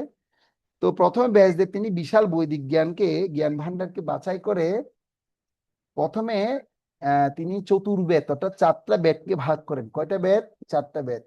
ঋগ্বেদ, যজুর্বেদ, সামবেদ, অথর্ববেদ, এই 4টা বেদকে তিনি লিখিত আকারে প্রকাশ করেন। পরবর্তীতে ব্যাসদেব দেখতে পাচ্ছি কি, বৈদিক জ্ঞানের যে সার বেদান্ত সূত্র তিনি তারপর রচনা করেন। বৈদিক জ্ঞানের সার কি বস্তু? বেদান্ত সূত্র, তারপর তিনি রচনা করেন। তো সেখানে সেখান সেখানে যার থেকে সমস্ত কিছু আমরা প্রাপ্ত হচ্ছি, সেই পরম সত্য পরমেশ্বর ভগবান বিষয়ক চূড়ান্ত জ্ঞান বর্ণিত রয়েছে সেই বেদান্ত সূত্রে। তাছাড়া তিনি সাধারণ মানুষের বোঝার সুবিধার্থে ঐতিহাসিক ঘটনা সম্বলিত ভাবে তিনি কাহিনী রচনা করা শুরু করেছেন। যেমন আমরা কাহিনী কোথায় পাই? পুরাণে পাই, মহাভারতে পাই। তার মানে দেখতে পাচ্ছেন কত ধাপে ধাপে সেই ব্যাসদেব আমাদের জন্য কি করেছেন, কৃপা করে এগুলি লিপিবদ্ধ করেছেন। এবং এছাড়াও তিনি সকল শাস্ত্রের নির্যাস স্বরূপ শ্রীমদ্ ভাগবত রচনা করেছেন। ব্যাসদেব তিনি এত কিছু রচনা করেও সন্তুষ্টি পাচ্ছিলেন না। তারপর গুরুদেবকে জিজ্ঞেস করেন, গুরুদেব আমি তো এত শাস্ত্র রচনা করে সন্তুষ্টি পাচ্ছি না, কি করব? তখন গুরুদেবের আদেশে কৃপার ফলে তিনি বলছে, তুমি ভগবানের অপাকৃত লীলা গুণ মহিমার কথা তুমি কীর্তন করোনি, ভগবানকে তুমি স্থাপন করোনি, সেজন্য তুমি ভগবানকে স্থাপন করার জন্য শ্রীমদ্ ভাগবত রচনা করো, অমল পুরাণ শ্রীমদ্ ভাগবত তুমি রচনা করো। তারপর ব্যাসদেব কি করলেন, গুরুদেবের কৃপাতে তিনি শ্রীমদ্ ভাগবত রচনা করেছেন, যেখানে ভগবান এবং তার ভক্তের লীলার কথা বর্ণনা করা হয়েছে। তো এবার আমরা এই যে শাস্ত্র কিভাবে এসছে সে কথা আমরা শুনলাম। এবার গুরু পরম্পরার মাধ্যমে সেই শাস্ত্র কিভাবে সংরক্ষিত হয়ে আসছে সে কথা আমরা এখন জানি। তো আমরা যারা ইসকনে যারা আছি, আপনারা যারা ডিসাইপল কোর্স করেছেন, আপনারা জানেন আমাদের বিশেষ করে যে পরম্পরায় আমরা আছি, আমাদের পরম্পরাকে বলা হয় ভাগবত পরম্পরা। কি পরম্পরা? বলা হয় ভাগবত পরম্পরা। এই ভাগবত পরম্পরা বিশেষ করে এটা কি হয়, এটা যারা ভাগবত আচার্যরা আছেন, যারা এই ভাগবত শিক্ষায় শিক্ষিত হয়ে যারা নিজের জীবনকে ধন্যাতি ধন্য করেছেন এবং সার্থক করেছেন, সেই ভাগবত আহ শিক্ষায় যারা নিপুণতা লাভ করেছেন এবং নিজের জীবনে প্রয়োগ করে অন্যদেরকেও সেই জ্ঞান বিতরণ করেছেন, তারা সেই পরম্পরায় যুক্ত হয়েছেন। তো এভাবে করুণাবশত হয়ে ব্যাসদেব সকলের কল্যাণের জন্য দিব্য সাহিত্য বিশাল এক গ্রন্থাগার তিনি কি করেছেন, তৈরি করেছেন। তো এখন তার মনে একটাই চিন্তা, এই জ্ঞান কিভাবে সংরক্ষণ করা যায়। সেজন্য তিনি কি করছেন, এবার স্মৃতি তিনি চিন্তা করছেন, কাকে দেওয়া যায় এই জ্ঞান, কাকে দেওয়া যায়, কাকে দেওয়া যায়। যেমন আমরা চিন্তা করি না, যেরকম আমরা স্মৃতির মন্থন করে যদি আমরা একটু স্মরণ করতে চাই, ঠাকুরমা কিভাবে আমাদের কাছের বয়াম থেকে দীর্ঘদিনে আচার সংগ্রহ করে রাখতেন। মনে আছে এরকম? আপনাদের ঠাকুমা এরকম কখনো মানে কাছের বয়াম থেকে খুলে আচার দিতে দেখেছেন? ও গীতা মাতাজি, মনে আছে গীতা রায় মাতাজি। আমরা দেখতাম কি আমার ঠাকুমা আমাদেরকে কি দিত, ওই বের করে করে চালতে আচার দিত। আমার ঠাকুমার পরপর আমার মাও করতেন, কাছের বইয়ে ঢুকিয়ে রাখতেন। আমি যখন একবার জিজ্ঞেস করছিলাম, ও মা তুমি কাছের বইয়ে ঢুকিয়ে রাখছো কেন? বলছে, রে বাবা কাছের বইয়ে রাখলে অনেক দিন থাকবে জিনিসটা। হম, দীর্ঘদিন আমার সংরক্ষণ করবে। আমার ঠাকুমা কুলের আচার করতো। হ্যাঁ, কুলের আচার করতে এসে। তো সেটাই আপনাদের মনে আছে। তো এই জন্য কিন্তু সুস্বাদু মিষ্টি বা টক আচারের আচার সংরক্ষণের মতো শাস্ত্র নির্দেশিত দিব্যজ্ঞান ও কৃষ্টি গ্রন্থাগারে সংরক্ষণের বস্তু নয়। এটা আচার বইয়ে আমি যেভাবে সংরক্ষণ করে রেখেছি, এটা এভাবে সংরক্ষণ করা বস্তু নয়, এভাবে সংরক্ষণ করে রাখতে পারবেন না। একে কিভাবে সংরক্ষণ করতে হবে, খুব গুরুত্বপূর্ণ বিষয়। একে সংরক্ষণ করতে হলে আমাদের দরকার আধ্যাত্মিক জ্ঞান। কি দরকার? আধ্যাত্মিক জ্ঞানটা হৃদয়ে গ্রহণ করা দরকার। সেই আধ্যাত্মিক জ্ঞানটা কিভাবে আসবে? এমনি এমনি আসবে? এমনিতে আসবে না, সেটা আসবে দিব্য জ্ঞান হৃদয়ে প্রকাশিত। সেই দিব্য জ্ঞানটা লাভ করতে গেলে একজন সদ্গুরুদেব গ্রহণ করতে হবে। যে সদ্গুরুদেব এই দিব্য জ্ঞানটা হৃদয়ে গ্রহণ করে তিনি আচার এবং প্রচার করছেন। তো এই জন্য গুরুদেব আমাদের গ্রহণ করতে হবে। কারণ এই আধ্যাত্মিক বা বৈদিক জ্ঞানটা আপনি এভাবে আচার বই আমি সংরক্ষণের মতো করে রাখলে হবে না। প্রত্যেকের গৃহে গীতা ভাগবত সব আছে, কি গীতা ভাগবতের জ্ঞান কি সবাই কি সে কেউ সবাই কি সবাইকে উপস্থাপন করতে পারে? পারে না। কেন পারে না? তার হৃদয়ের মধ্যে দিব্য জ্ঞান যদি আনতে চায়, তাহলে অবশ্যই একজন সদ্গুরুদেবের সংরক্ষণ মানে সান্নিধ্যে আসতে হবে। আর গুরুদেবের কৃপা যখন হবে, সে আপনা আপনি সে কি করতে পারবে, সে দিব্য জ্ঞান অন্যদের মাধ্যমে প্রচার করতে পারবে। তাই এই আধ্যাত্মিক জ্ঞানকে প্রচারের মাধ্যমে কেবল আধ্যাত্মিক সংস্কৃতিটাকে সংরক্ষণ করা যায়। মহাপ্রভু সেজন্য বলছেন, আচার প্রচার দুই নামের কার্য, তুমি জগতের গুরু, তুমি জগতের আর্য। আচার করেন কেহ, না করেন প্রচার, আচারী প্রচার দুই নামেরও কার্য, তুমি জগতের গুরু, তুমি জগতের আর্য। মহাপ্রভু সে কথা বলছেন কেন? আমাদেরকে সে আবদান দিচ্ছে, আরে তোমরা শাস্ত্র যদি বুঝতে চাও তাহলে আগে নিজে কি করো, সেটাকে গ্রহণ করো, আচার করো, তারপর প্রচার করো, দেখো তোমার থেকে মনে থাকবে আধ্যাত্মিক শিক্ষা।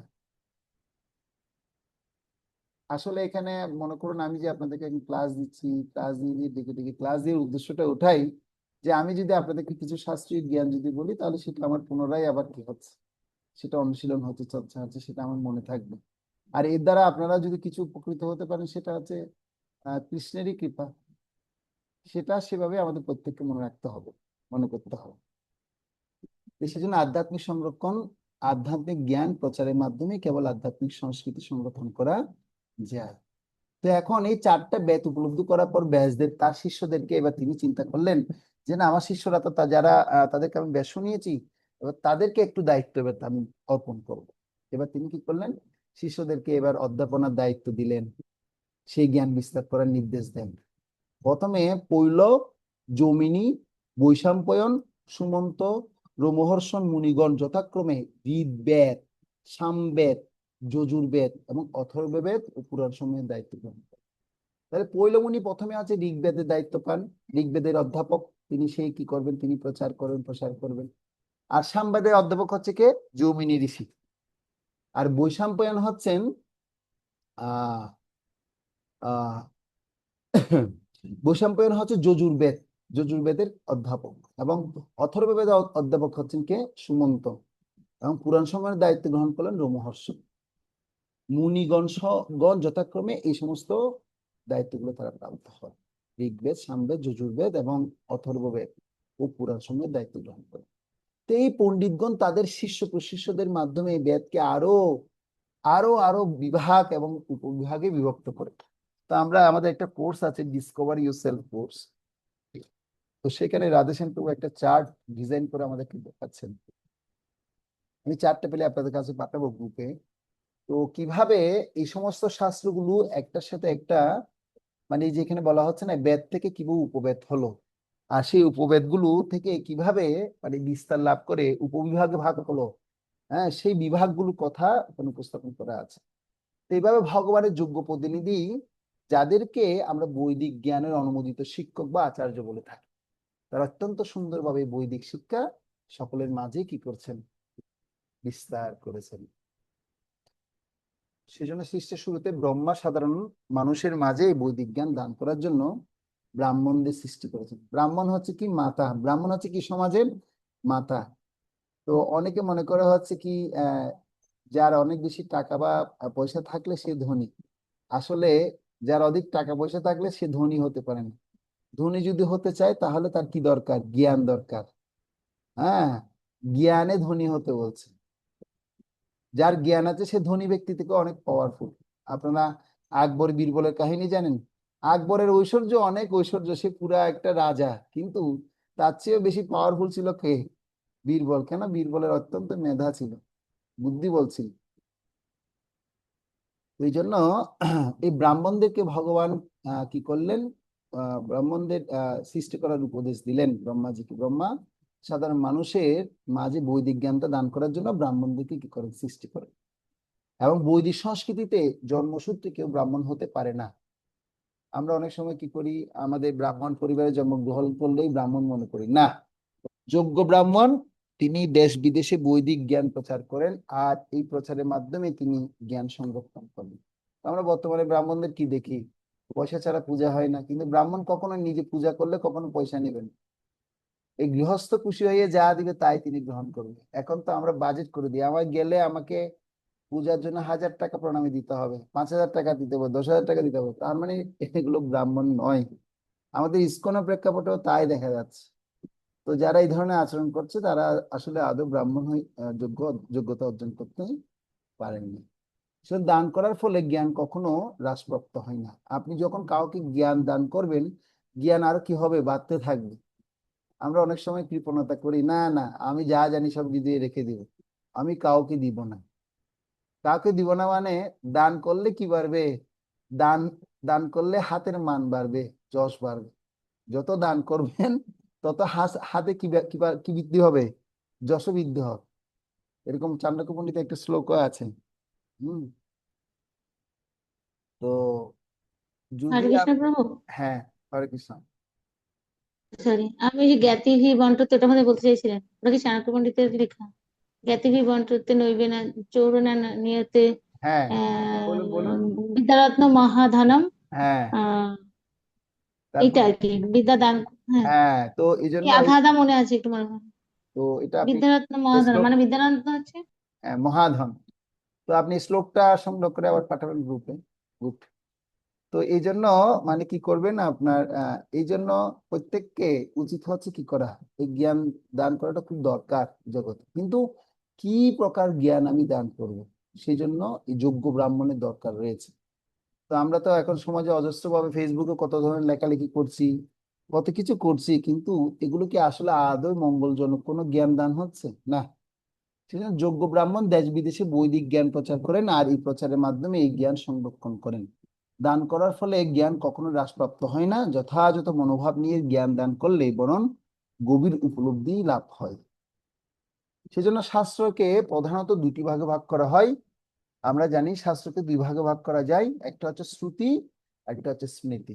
আপনারা লিখতে পারেন, একটা হচ্ছে শ্রুতি আর একটা হচ্ছে স্মৃতি, দুই ভাগে ভাগ করা হয়েছে। তো শ্রুতি শাস্ত্র কি আর স্মৃতি শাস্ত্র কি? শ্রুতি স্মৃতি শাস্ত্র হচ্ছে কি মৌখিক ভাবে সঞ্চারিত হয় এবং শব্দ রূপে বর্তমান থাকে।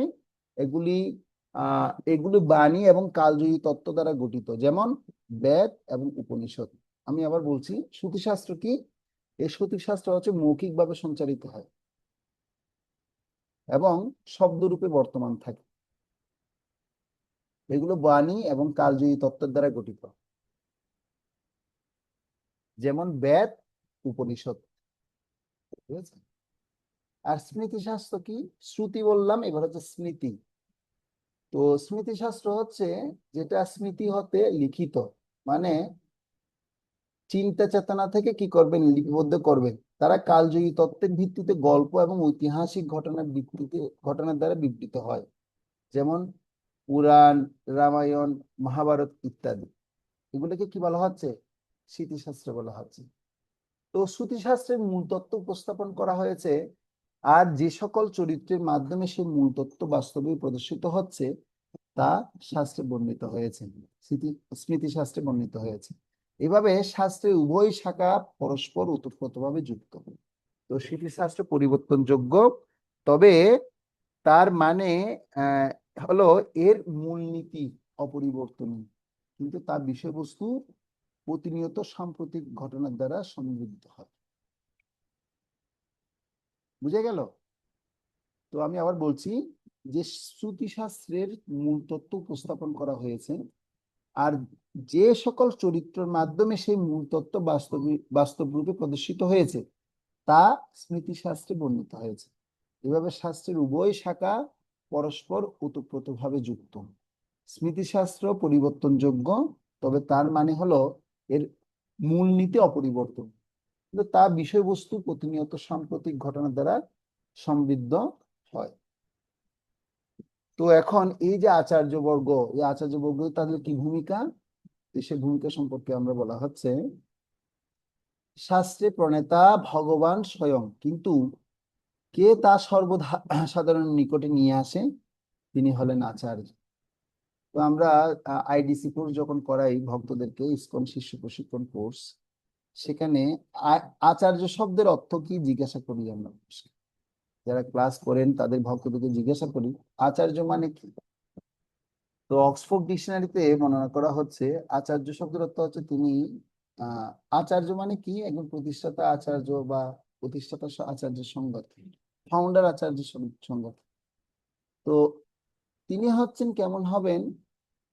তিনি যা সিদ্ধান্ত দিবেন সে সিদ্ধান্ত তার প্রতিষ্ঠানে আজীবন ভাবে সেটা কি করবে, সে সিদ্ধান্তকে মেনে নিবেন। তো আচার্যকে আহ আমরা স্বাভাবিকভাবে বলি শিক্ষক। আচার্য মানে কি? শিক্ষক। কিন্তু সংস্কৃত ভাষায় আচার্য শব্দের অর্থ ব্যাখ্যা করা হয়েছে যিনি আচরণ করে কি করেন, শিক্ষা প্রদান করেন। তো এই জন্য তিনি হলেন একজন আচার্য, যিনি সর্বসাধারণের নিকট আচরণের মাধ্যমে, শিক্ষার মাধ্যমে তিনি নিয়ে আসেন। এই প্রামাণিক বা অনুমোদিত শিক্ষকগণ অত্যন্ত দক্ষতার সাথে স্থান, কাল, পাত্রভেদে শাস্ত্র নির্দেশ নিজের জীবনে প্রয়োগ করেন এবং সাধারণ মানুষের মধ্যে তা বোধগম্য করে ব্যাখ্যা করেন। এই শিক্ষকগণ মহান এবং ভগবত প্রেমী হওয়ায় তাদের হৃদয়েই ভগবানের সাথে একাত্ম। বুঝা যাচ্ছে? কারণ তারা মন গড়া কখনো সেই কথা ব্যাখ্যা করেন না, তারা ভগবান যা বলেছেন সে কথাগুলি নিজের জীবনে প্রয়োগ করেন, অনুশীলন করেন এবং অন্যদের মাঝেও সেটা বিতরণ করার জন্য চেষ্টা করেন। তাই তারা ভগবানের কথা বুঝতে পারেন এবং মানুষের আকাঙ্ক্ষা পূরণ করে সমকালীন ভাবে উপস্থাপন করতে পারেন। তারা সহজ সরল ভাষ্য রচনা না করলে সাধারণ মানুষের পক্ষে শাস্ত্রের নিগুড় মর্ম উপলব্ধি করা সম্ভব হতো না। উদাহরণস্বরূপ পরমেশ্বর ভগবান শ্রীকৃষ্ণ সর্বপ্রথম ব্রহ্মাকে শ্রীমদ্ ভাগবতের জ্ঞান প্রদান করেন। ব্রহ্মা তার পুত্র নারদ মুনিকে জ্ঞান দান করেন। নারদ মুনি তার শিষ্য ব্যাসদেবকে প্রদান করলে তার লিপিবদ্ধ আহ ব্যাসদেব তা লিপিবদ্ধ করেন এবং তার পুত্র শুকদেব গোস্বামীকে তিনি শিক্ষা দেন। ছিল শুকদেব গোস্বামী পরীক্ষিত মহারাজ এবং সুত গোস্বামীকে ভাগবত শোনান। সুত গোস্বামী তার নৈমিষারণ্যে ঋষিবর্গের নিকট বর্ণনা করেন। ছাত্র শিক্ষকের এই সম্পূর্ণ ধারাটিকে বলা হয় গুরু শিষ্য পরম্পরা। বুঝে গেল? গুরু শিষ্য পরম্পরা মানে কি? একটা কি থাকবে? চির প্রমাণ থাকবে। তো পরম্পরায় যুক্ত প্রত্যেকেই ভগবানের বিশ্বস্ত প্রতিনিধি হওয়ায় তাদের এবং ভগবানের বাণীর মধ্যে কোনো পার্থক্য নেই, যেহেতু তারা পরম্পরায় প্রত্যেকে যুক্ত আছে। এই কথাগুলো আমরা শিষ্য প্রশিক্ষণ কোর্সে খুব ভালো মতো ব্যাখ্যা করি। হ্যাঁ, তো যাদের কাছে শিষ্য প্রশিক্ষণ কোর্সের বইটা আছে আপনারা একটু পড়বেন। এখানটা আরো অনেক কিছু কথা আছে, কিভাবে পরম্পরার মাধ্যমে কানেক্ট থাকে ভগবানের সাথে, পরম্পরা সবসময় কানেক্ট থাকে। সে এই জন্য আচার্যবর্গ কর্তৃক সঞ্চারিত শাস্ত্রের অবিকৃত শিক্ষা আমাদের আধ্যাত্মিক রূপান্তরিত ঘটায়। যিনি ভগবানের শিক্ষা হতে বিযুক্ত নিজস্ব ধ্যান ধারণা তৈরি করেন তিনি আচার্য হতে পারেন না। যিনি ভগবান থেকে যারা কি হয়ে গেছেন, বেরিয়ে গেছেন, তারা কখনো আচার্য হতে পারবে না। যিনি ভগবানের কথা নিজের জীবনে প্রয়োগ করছেন এবং আচরণ করছেন তিনি আচার্য হতে পারেন। সেজন্য আমরা দেখতে পাই আমাদের এই বর্তমান সময়ে এবং বেশ কয়েকজন আচার্যকে আমরা এইভাবে দেখি। খুব ফেমাস আচার্যদের কথা আমি এখন আপনাদেরকে বলছি, শুনুন। যেমন ছিল রামানুজাচার্য, ছিল মাধ্বাচার্য, ছিল রূপ গোস্বামী, ছিল সনাতন গোস্বামী, ছিল বল্লভাচার্য, ছিল বিশ্বনাথ চক্রবর্তী ঠাকুর, ছিল কৃষ্ণদাস কবিরাজ গোস্বামী, ছিল ভক্তিবিনোদ ঠাকুর, ছিল ভক্তি সিদ্ধান্ত সরস্বতী ঠাকুর, ছিল প্রভুপাদ। তারা সকলেই শাস্ত্রসম্মুখী সাধারণ মানুষের কাছে সহজবোধ্য ভাবে, হ্যাঁ, সহজবোধ্য কি করেছেন তারা? সহজবোধ্য করার জন্য অবিশ্রান্ত ভাবে বিভিন্ন শাস্ত্রের চমৎকার সব ভাষ্য রচনা করেছে। যেমন ছিল প্রভুপাদ অবিশ্রান্ত ভাবে তিনি বিভিন্ন শাস্ত্রের চমৎকার সব ভাষ্য রচনা করেছেন। এবং ছিল প্রভুপাদ রাত জেগে জেগে সে সমস্ত শ্রীমদ্ ভাগবত শাস্ত্র ইংরেজি ভাষায় তিনি কি করেছেন? অনুবাদ করেছেন। এই আচার্যবর্গের অক্লান্ত প্রচেষ্টার প্রতি শ্রদ্ধা প্রদর্শনের জন্য আমাদের এই শাস্ত্রসমূহ নিষ্ঠার সহিত কি করা উচিত? অধ্যয়ন এবং প্রচার করা উচিত। তারা যে এত কঠোর পরিশ্রম করে আমাদের জন্য যুগোপযোগী শাস্ত্রগুলোকে কিভাবে বুঝতে পারবো তারা তুলে ধরেছেন। শিলা প্রভুপাদের শ্রীমদ্ ভাগবতম পড়বেন আর অন্যান্য ব্যক্তির প্রকাশিত ভাগবত পড়বেন, কিন্তু বুঝতে অনেক তফাৎ, কষ্ট হবে। কিন্তু প্রভুপাদ এত সরল সহজ প্রাঞ্জল ভাষায় আমাদের কাছে তুলে ধরেছেন, এটা কল্পনা করা যায় না বর্তমান কলিযুগের জন্য, এই সময়ের জন্য যুগোপযোগী। সেই জন্য শিলা প্রভুপাদকে বলা হয় যুগাচার্য। কি বলা হয়? যুগাচার্য শিলা প্রভুপাদ, যুগের আচার্য। কেন? তিনি যুগোপযোগী কি দরকার সেটাই তিনি উপস্থাপন করে আমাদের মাঝে পরিবেশন করেছেন। শাস্ত্রসমূহ এগুলোর ভাষ্য প্রকাশের জন্য মহান মুনি ঋষি এবং আচার্যবর্গের অকৃত্রিম প্রচেষ্টা প্রতিদান দিয়ে আমাদের পক্ষে সম্ভব নয়। এই জন্য আমরা একটাই কাজ করতে পারি, তারা আমাদের জন্য এত কষ্ট করে এগুলো লিখেছেন, এটা আমাদের অধ্যয়ন করলে তাহলে তাদের ঋণটা শোধ হবে। দেবর্ষি ভূতৃপ্তি নীনাম বৃত্তি নীনাম চন কিঙ্কর রাজম গত শরণ্য মুকুন্দ কর্তম ইতিহর্তা কর্তম, এরকম একটা শ্লোক আছে যেখানে বলা হচ্ছে যদি কেউ পূর্ণরূপে মুকুন্দের চরণে শরণাগত হয় তাহলে তার কখনো দেবঋণ, ঋষি ঋণ, পিতৃঋণ, মাতৃঋণ, সমাজের ঋণ, কোনো প্রকার ঋণ তাকে আর ঋণগ্রস্ত করেনি। তাহলে এখন তো আমরা সেভাবে মুকুন্দের চরণে শরণাগত হতে পারিনি, তাহলে ঋষিদের ঋণ যদি, এরকম আচার্যদের ঋণ যদি পরিশোধ করতে চাই তাহলে আমাকে কি করতে হবে? শাস্ত্র পড়তে হবে। এই শাস্ত্র পড়তে হবে, শাস্ত্র পড়লে তাহলে ঋষিদের ঋণকে শোধ করা যাবে, আচার্যদের ঋণকে শোধ করা যাবে। শাস্ত্র পড়ছেন কি আপনারা? শাস্ত্র পড়ি? আজকে একটা ব্যক্তি একটা জায়গায় কমেন্টস লিখেছে, বলছে আগে আমি দিন রাত পত্রিকার পাতা উল্টি উল্টি শুধু সারা পত্রিকাটা পড়ে ফেলতাম। বলছে রাত্রেবেলা সন্ধ্যা 6টা বাজে আসতাম, 6টা থেকে বিকাল রাত 3টা পর্যন্ত পত্রিকাটা পড়তাম, প্রথম শব্দ থেকে শুরু করে শেষ পত্রিকা শেষ শব্দ যতক্ষণ শেষ হচ্ছে না পুরোটা পড়ে শেষ করতাম। এ করে করে আমি 10টা বছর আমি কাটিয়ে ফেলেছি জীবনে। বলছে এখন সেই এসে বুঝতে পারছি সে পড়াগুলো সব অসার পড়া, এগুলো কোনো সার ছিল না, কোনো কথাই কিছু কি ছিল না, মনে নেই, শুধু উদ্বেগ এবং উৎকণ্ঠা বাড়িয়েছে। বলছে আমি যদি সেই সুযোগটা পেতাম, প্রভুপাদ যদি আমাকে তখন থেকে কৃপা করতো, তাহলে আজকে প্রভুপাদের সমস্ত গ্রন্থ পড়া আমার শেষ হয়ে যেত। কিন্তু আক্ষেপ করে বলছে সে কথা। তা আমরা তাহলে কোথায় আছি? তাহলে আমাদেরও অবশ্যই কি করতে হবে, এই বাহ্যিক সম্মান প্রদর্শন না করে শাস্ত্রসমূহ অধ্যয়ন এবং এগুলো শিক্ষাসমূহ নিজের জীবনে প্রয়োগ করতে হবে এবং অন্যদেরকে তা গ্রহণ করার সুযোগ করে দিতে হবে। অন্যদেরকে কিভাবে সুযোগ করে দিবেন? গ্রন্থ বিতরণ করতে হবে, বুক ডিস্ট্রিবিউশন করতে হবে। নিজে পড়বো, আনন্দ পাবো যে গ্রন্থটা, সেটা অন্যকে বিতরণ করব। এইভাবে যখন আমরা প্রদান করার মাধ্যমে সমস্ত আচার্যবর্গরা আমাদের প্রতি কি হবেন? আমাদেরকে আশীর্বাদ করবেন। তো এই জন্য আমরা সমস্ত আচার্যবর্গদের প্রতি কৃতজ্ঞতা প্রকাশ করি, মানে কৃতজ্ঞতা অনুভব করা দরকার। হ্যাঁ, যদি কৃতজ্ঞতা অনুভব না করি তাহলে আমরা আর কি হলাম? এই কৃষ্ণ মহানবীতে এসে তো আমাদের কোনো কি নেই। এই জন্য আমাদের একটাই রিকোয়েস্ট, এখন প্রচার করতে হবে না, এখন শুধু আচার করতে হবে। শুধু আমাদের পড়তে হবে ভাগবত শাস্ত্রগুলো যা আছে, অন্য অন্য গ্রন্থ বাদ দিয়ে প্রভুপাদের লেখা যা বই আছে আগে সেই বইগুলো পড়ে শেষ করতে হবে। গীতা, ভাগবত, চৈতন্য চরিতামৃত তো পড়বো, তার আগে ছোট ছোট বইগুলো আগে আমরা পড়া শুরু করতে পারি। ছোট ছোট বই থেকে শুরু করি, ছোট ছোট স্টেপ থেকে শুরু করতে পারি আমরা। ছোট ছোট করে পদক্ষেপ যখন আমরা নিব, তখন আস্তে আস্তে আমরা কি করতে পারবো? আস্তে আস্তে গীতা, ভাগবত, চৈতন্য চরিতামৃত যাবো। সেজন্য আগে প্রথমে ছোট ছোট বইগুলো পড়া শুরু করতে হবে। আমাদের সেশন ভাগ আছে, কোন কোন সেশন, ফার্স্ট সেশনে কোন কোন গ্রন্থ পড়বেন, সেকেন্ড সেশনে কোন কোন গ্রন্থ পড়বেন, আমি একটা চার্ট আমি আপনাদেরকে দিয়ে দেবো। ওই চার্টটা দেখে দেখে আপনারা গ্রন্থ পড়া শুরু করবেন। আর যদি আপনাদের এরকম কষ্ট হয়, আমরা একটা গ্রন্থ পড়ার একটা সার্কেল তৈরি করতে পারি, সপ্তাহে একদিন বা সপ্তাহে 2 দিন।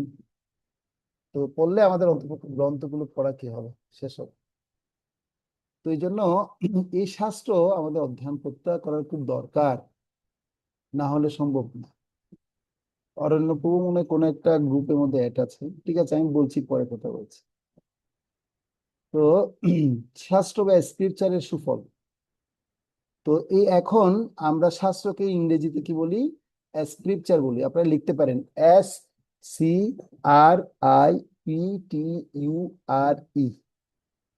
এই স্ক্রিপচার মানে কি? এর পুরো বিশ্লেষণ বা একটা সুন্দর বিশ্লেষণ বা বর্ণনা আছে। SCRIPTURE কে বলা হয় স্ক্রিপচার। আবার লিখুন SCRIPTURE, স্ক্রিপচার। তো এই স্ক্রিপচারের পুরো অর্থ আমি আপনাদেরকে প্রথম বলবো। স্ক্রিপচারের সম্পূর্ণ অর্থ হচ্ছে শাস্ত্র। তো এই এস দিয়ে কি হবে, সি দিয়ে কি হবে, আর দিয়ে কি হবে, এবং প্রত্যেক শব্দের এক একটা মিনিং আছে। সরি, প্রত্যেক শব্দের এক একটা কি আছে, মিনিং আছে। তো আপনারা লিখুন, প্রথমে লিখুন এস।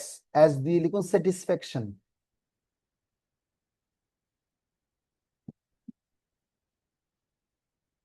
শাস্ত্র যখন আপনি পড়বেন, আপনাকে সন্তুষ্টি প্রদান করবে, বাংলায় একে বলা হয় সন্তুষ্টি। এস দিয়ে হচ্ছে স্যাটিসফ্যাকশন,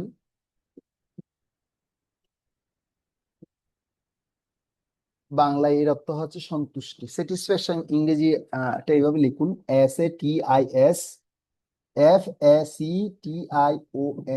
স্যাটিসফ্যাকশন।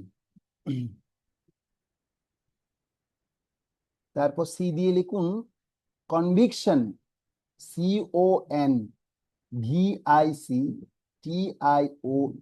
কনভিকশন মানে দৃঢ় বিশ্বাস।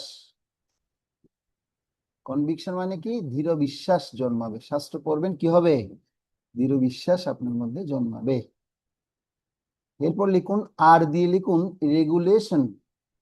রেগুলেশন, REGULATION, অর্থাৎ নিয়ন্ত্রণ। নিয়ন্ত্রণ। আই দিয়ে হচ্ছে ইন্সপিরেশন।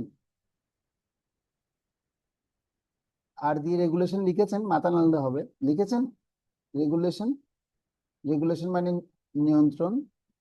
আই দিয়ে হচ্ছে ইন্সপিরেশন, ইন্সপিরেশন মানে কি, প্রেরণা, আপনি প্রেরণা পাবেন, অনুপ্রেরণা পাবেন।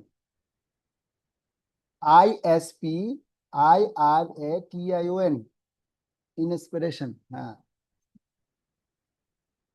তো শাস্ত্র অধ্যয়ন করলে আপনি অনুপ্রেরণা পাবেন। লিখেছেন ইন্সপিরেশন সবাই? ওকে, এবার হচ্ছে পি দিয়ে লিখুন পিউরিফিকেশন। পি দিয়ে হচ্ছে পিউরিফিকেশন মানে পরিশুদ্ধ, আপনি পরিশুদ্ধতা লাভ করবেন। পিউরিফিকেশন মানে পরিশুদ্ধতা লাভ করা, আমি শুদ্ধ হব, পরিশুদ্ধ হব। হুম।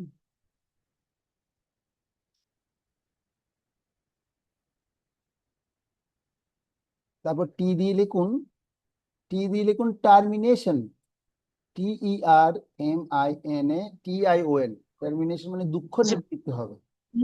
পি দিয়ে পিউরিফিকেশন, পিদি পিউরিফিকেশন, পিউরিফিকেশন।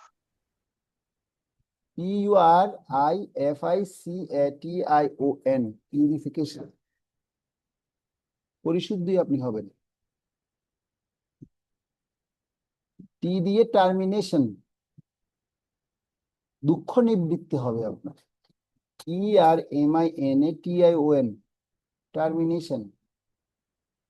এরপর ইউ দিয়ে আন্ডারস্ট্যান্ডিং, ইউ দিয়ে হচ্ছে আন্ডারস্ট্যান্ডিং, UNDERSTANDING, অর্থাৎ আপনার বোধগম্যতা আসবে, শাস্ত্র পড়বেন আপনি বুঝতে পারবেন, সবাইকে বোঝা যাবে, বোধগম্যতা আপনার তৈরি হবে। আর এগুলো ডিটেলস ব্যাখ্যা আছে, এগুলো পরে শোনাবো। এবং আর দিয়ে হচ্ছে রেজুলেশন, RESOLUTION, মানে সমাধান, ঠিক আছে।